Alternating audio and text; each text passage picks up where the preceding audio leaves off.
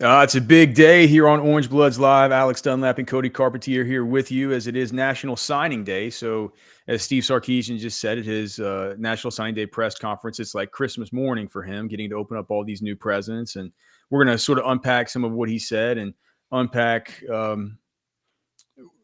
some of just everything that's gone down today, man. Some interesting stuff. I think that we got to talk about the Chris Henry report from NACOs, of course, and also some interesting things that Sarkisian just said, not related to National Signing Day today, but about future out of conference opponents, and also something that I asked him about, and it's about, offensive line in the portal, and just kind of sort of very obvious to see some of what Texas is going to be doing in the portal, and kind of an interesting angle that I kind of took away from this that has to do with Texas not being in the SEC championship game this year, and what that might have meant last year, having that to deal with during this important time of evaluation for what you have on your roster for next season. First, though, let's thank our great sponsor, the Man Eye Institute. See life better at the Man Eye Institute, 1-844-WOW-2020, 844-WOW-2020. The Man Eye Institute is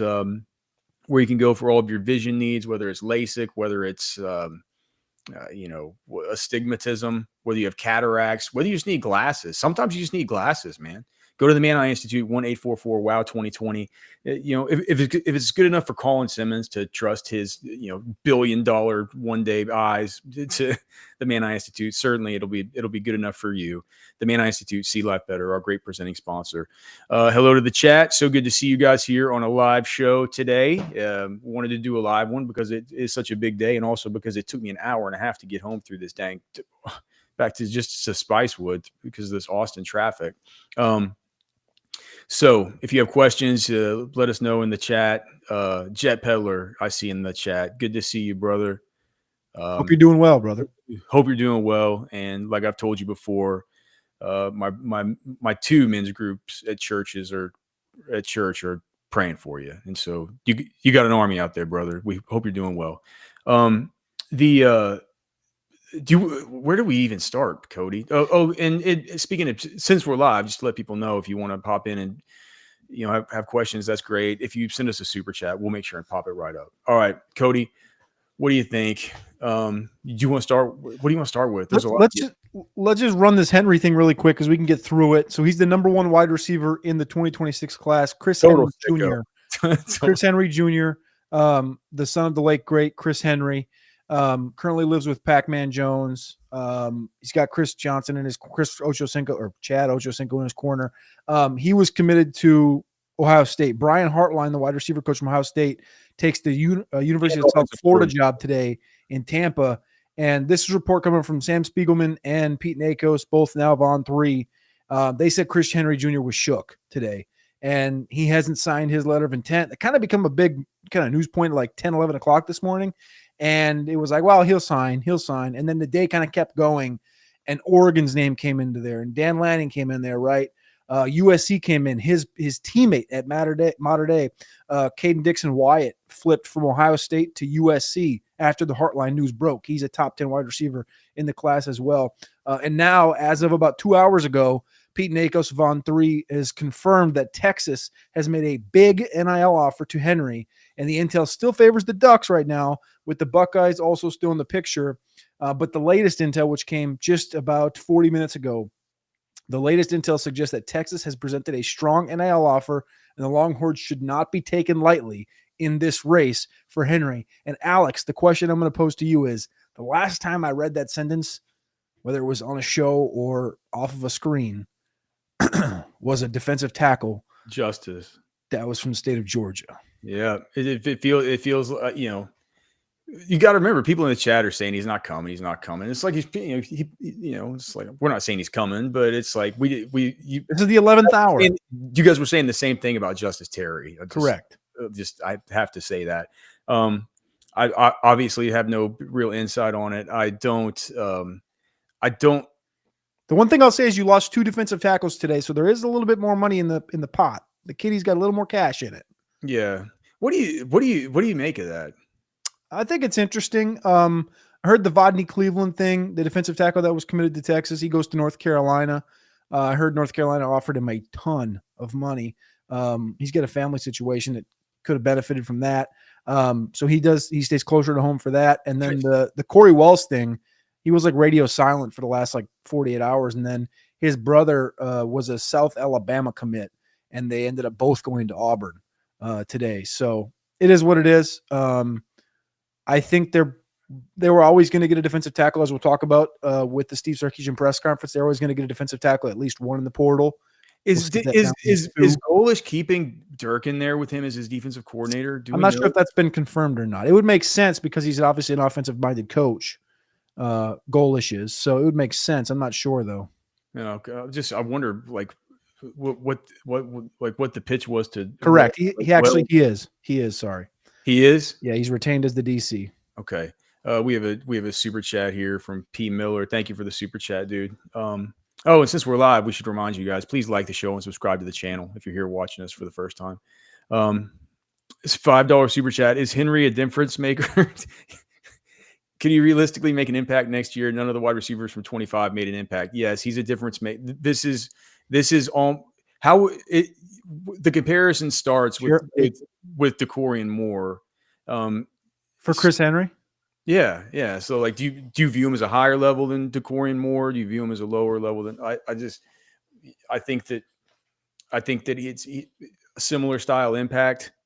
So, both, Cody and I both had DeCorian Moore ranked above the, Jamie French and Lockett and all the rest of these guys, and thought at the time we were like, well, would you rather get two of those dudes or one of DeCorian Moore? And that was the big kind of discussion and a big talking point last offseason.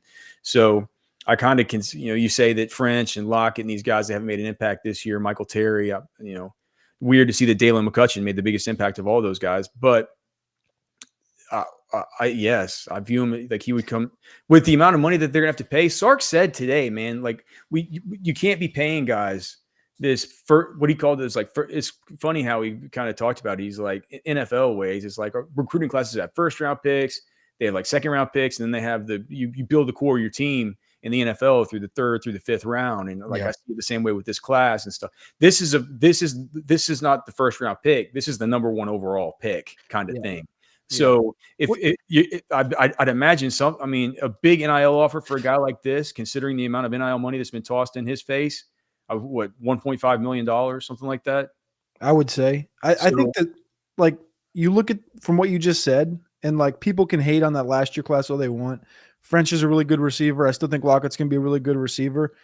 If in this world where money's the king right now in college football for these players, if both of those guys decide to go elsewhere because the opportunities aren't there, because all four of the starters return next year, it wouldn't be out of this world. It wouldn't surprise you.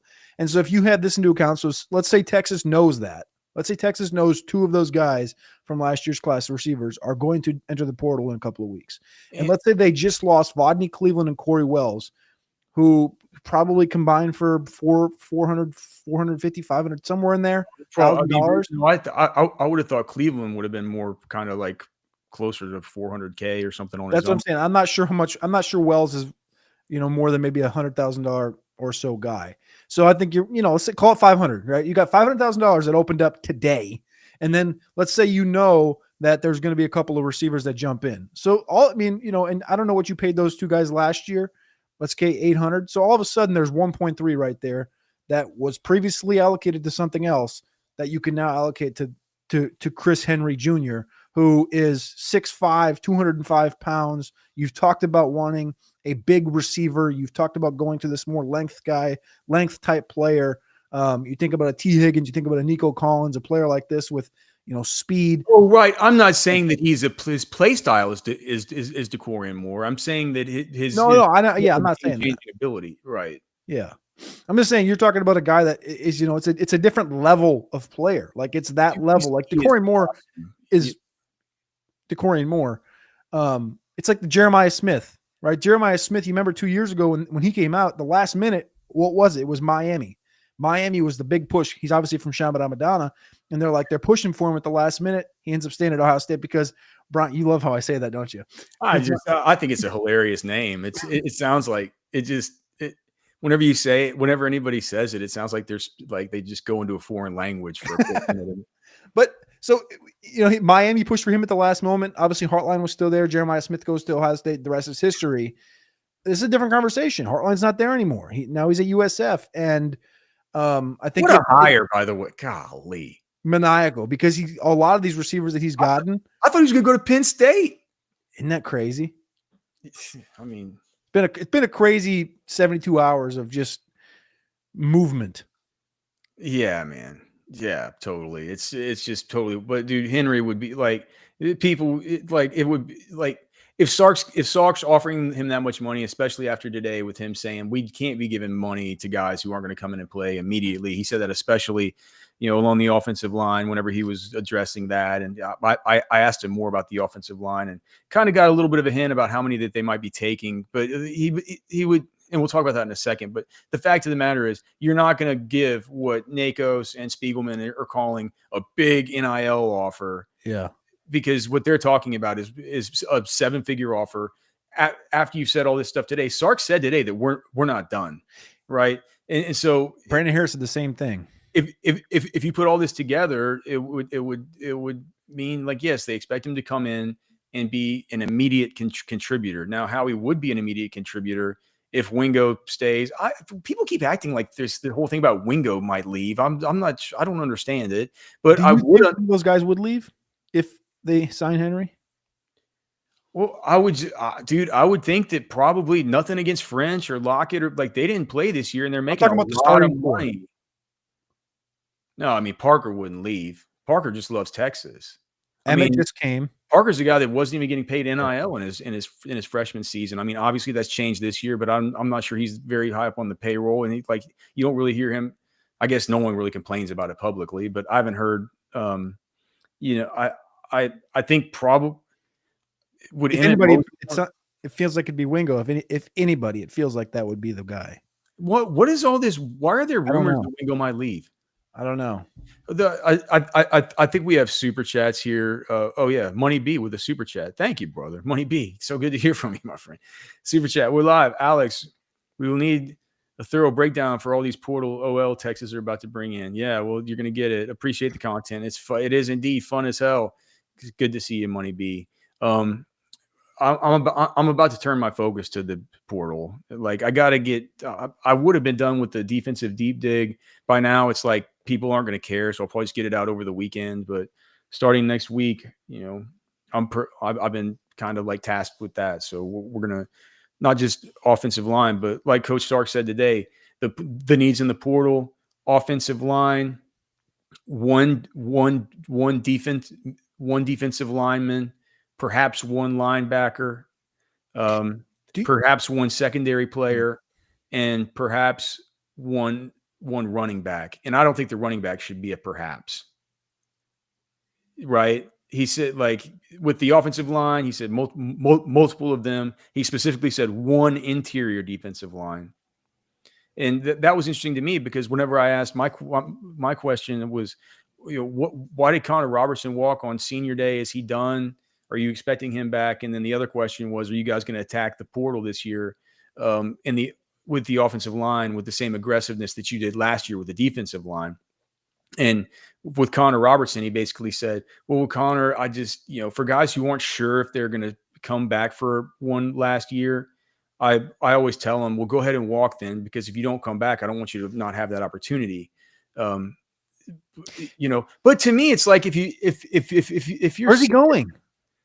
No, I think he's just like done? I think he's graduating college, and he might he knows he's not going to go to the NFL.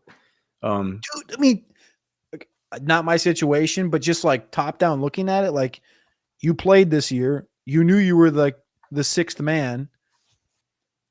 Are you done? Like, are you done playing football, or are you like, why wouldn't you say, this is a young football team, I'm going to come back next year, I'm going to compete, I'm going to be the sixth man again, and I'm going to try and go win a national title? Like, I don't know if that tells me, like, again, I think it was a great question on your behalf, because my thought process was, is he just going to stop playing the sport? Like, yeah, why wouldn't you hang around Austin? That's on the table. I mean, did you see the clip of him and Michael Taft sitting in the end zone? 100%.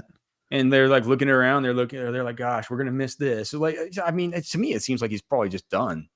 just doesn't make any sense. It's like it's not like he's. I mean, you remember the day you were done with football. I mean, No, I get that's remember not the what day I'm I was saying. done. I'm not. He wasn't a turnstile. He wasn't he wasn't a superstar, but he wasn't a turnstile. Like this is a team that needs interior offensive linemen. There's nobody's guaranteeing that you're going to be able to go into the portal and get 3 starters at left guard, center, and right guard in the next month. They're going to try. Well, what Again, they're going to try their darndest. We know that. Here's but the other thing: is what Sark said. Is he said last year we just had a lack of bodies at defensive tackle, and so when he was addressing my question, he said, "So if you ask for the same aggressiveness, like we just needed numbers. We needed numbers." He said, we don't necessarily need as much numbers wise at offensive line. We definitely need upgrades at offensive line. So this will be more quality and less quantity.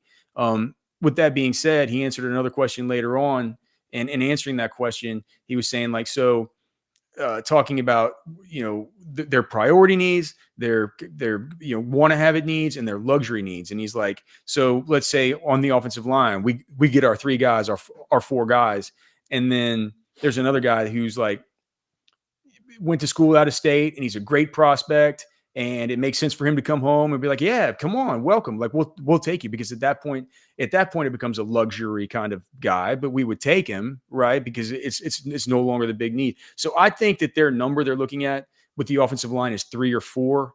And I think if he's going with 4, that should be 3 interior guys with versatility to play center or guard and 1 tackle, right? Or maybe 4 guards, and one of those guards is a guy that has some experience playing tackle. 3 guys with guard center versatility, 1 guy with guard tackle versatility would be optimal if taking 4. And one thing that I just took away that I thought was just interesting is he was saying that it's different this year because the last 2 years we've had to be preparing this week for the Big 12 championship and for the SEC championship. And so he's like, obviously, we wish we were doing that now, but he's like, at least from the bright side, from looking at it from the ability to have our exit interviews and to be able to look at our team and identify our needs for next year, what we need to be doing, exactly how we need to be categorizing each one of these, specific needs that needs to be addressed in the portal and allocating the various resources and putting them in the buckets for how much we can spend at each spot. Like, we have a lot more time this year to do, he's like, it's good.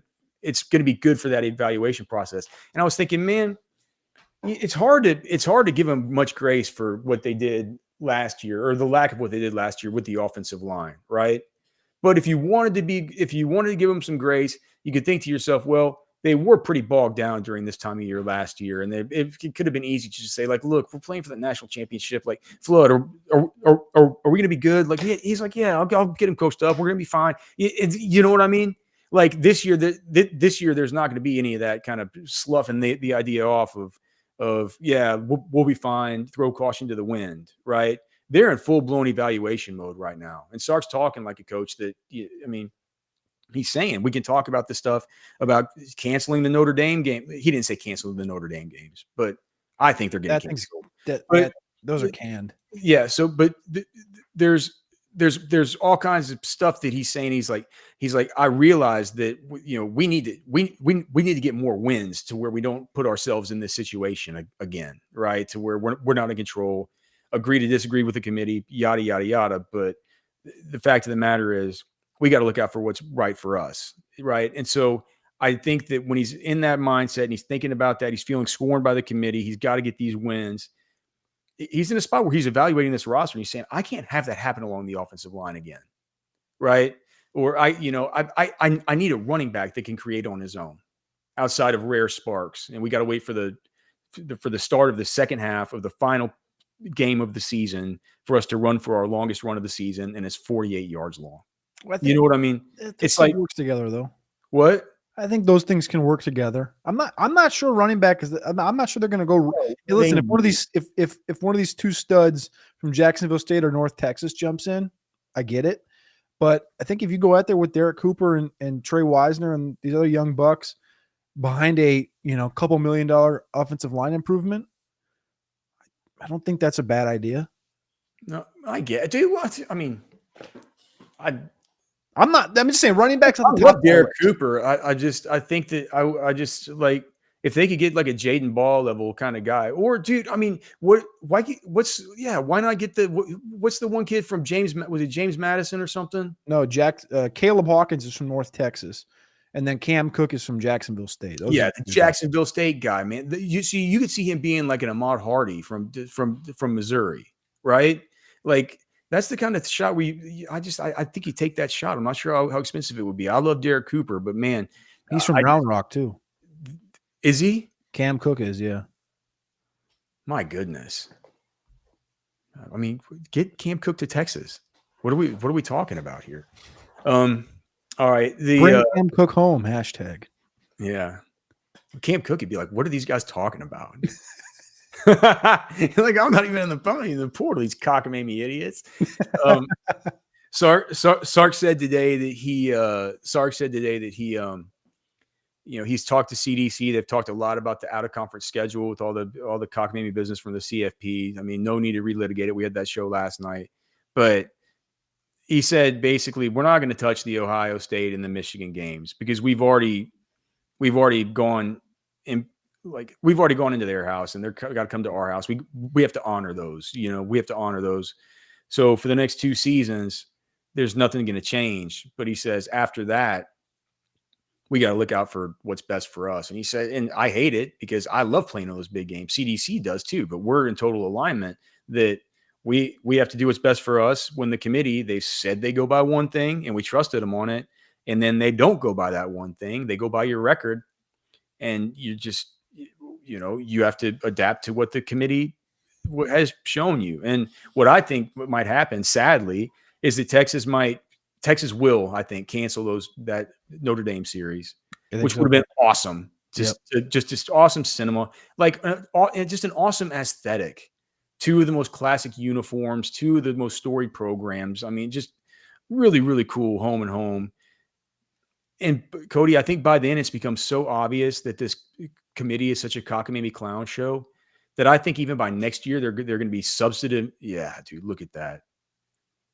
That they're going to be substantive changes to it, to where by the time that Notre Dame game comes around, like everything might be fixed. They could have like a board of awesome football people, not these people. These jokers are idiots, man. They're really, really bad at this. And Mr. 6'7" is just the most cockamamie. Like I thought that nobody could get worse than Mac Rhodes. This guy's a total tool. And did you go back and like I didn't even have the I didn't have the relaxed nerve in my body last night to actually listen live to the teleconference of him after the TV copy. So I went back and read the teleconference because they sent out a transcript, and some of the stuff he said, he just walked in a circle and basically was like, there's no impressive win for Vanderbilt because Tennessee fell out of the rankings. They beat Tennessee. They beat Tennessee out of the rankings. And it's like, if you go back and look at and then they're like, Miami has one. Utah has one. It's like, wait. Utah's behind Vanderbilt. What are you talking about? Utah has one. Utah doesn't matter in this because Vanderbilt leaped them. And then they're like talking about how 9, 10, 11, and 12 was the real conversation. And so that means that 13 and 14, which is Texas and Vandy, aren't in the conversation. Like the things he said, every question. Is it true that he said that they bumped Alabama up because they liked that gutsy call on 4th down? Yes. I mean, he literally said, I was like, is that it? I was like, oh, all right. I understand that there's AI out there, and I understand that there's fake accounts with little fake check marks, and I'm just like, I do not want to get fooled and retweet something or share. I was like, so I didn't share that whenever I saw it because I'm like, oh, dude, that's got to be fake. Nobody on a committee could say that we were impressed against an unranked Auburn team that had lost their coach and all the rest of it, that they bumped him up a spot because they really loved that gutsy fourth down call to go for the touchdown. That's exactly what he said. He was like in the middle of an answer, but the result of it was, and they were and then the 4th down, and they made this play call, and they scored the touchdown. And, that really turned a few of the of the committee members to bump Alabama ahead of Notre Dame.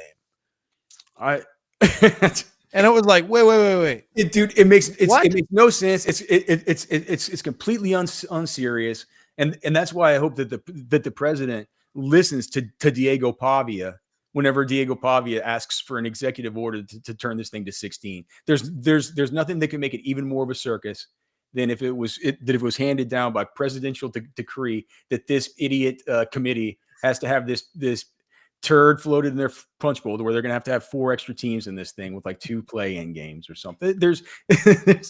It's all like we're laughing. We're laughing about it because you got to laugh just to not cry. It's like this $25 billion industry, this sport that we love so much. It's being run, guys. It's being run by morons. These are categorically unserious people. They're not football people. You could even get cockamamie journos in there, or even guys who I think are actually like good. No, you can't, because the AP is that. You can't do that. But I'm thinking, what if you got guys like Joel Klatt and like Bruce Feldman? Well, how about we just have a commissioner, and then the thing is just a due process, and it's just computerized, and it's like there's no person. Like the BCS, the BCS was a bad system. I think if you take the BCS, you correct it, and you put it out there, and you have to put a level of like integrity into the BCS process, right? So it has like a feeling of, I don't know, head to head. It has to know that the head to head happened and things of this nature. But I don't know, man. I don't think you can't. I mean, I think you just put Josh Pate as the commissioner, and I think he just talk about a guy that's had a meteoric rise, dude. That guy was all that guy used to do was joke around about how he should be the commissioner. And now it's coming to fruition. Now people are saying like you should make him the commissioner. I mean, he seems to have a good head on his shoulders for sure. Can I give you this quote? Bald head on his shoulders. So can I give you this quote? So they asked him, for the last couple of weeks, you've talked about how the committee really focused on Alabama's loss to Florida State, which is really important factor, blah, blah, blah. What was enough to offset the bad loss and move them ahead of Notre Dame? He goes on to ramble about Alabama in a rivalry game on the road. Auburn has an extremely tough place to play for many teams this year, such as Georgia and Vanderbilt, who they don't give respect to. And the committee gave Alabama a little respect for winning that game. Getting out early 17-0. That game got tied again. And Alabama, a gutsy call there late in the fourth quarter on 4th and 2, and then getting a turnover again late in the game. The committee just felt like that was enough of a win, of a metric, to push Alabama ahead of Notre Dame. Okay. A metric, by the way. I just said of a metric was a part of his sentence in that. The guy's an idiot. Morons run this sport. And I think that the comedy that's kind of been put on display. Look, I think that the fact that they have to kind of come out, it isn't like PFF holds on to his credibility because they don't put anybody out there to try to explain how they give these cockamamie grades and stuff like this. They're putting these people out there who are just like to get buzzsawed. Yeah, it's like their downfall, their demise is going to be like, what's the old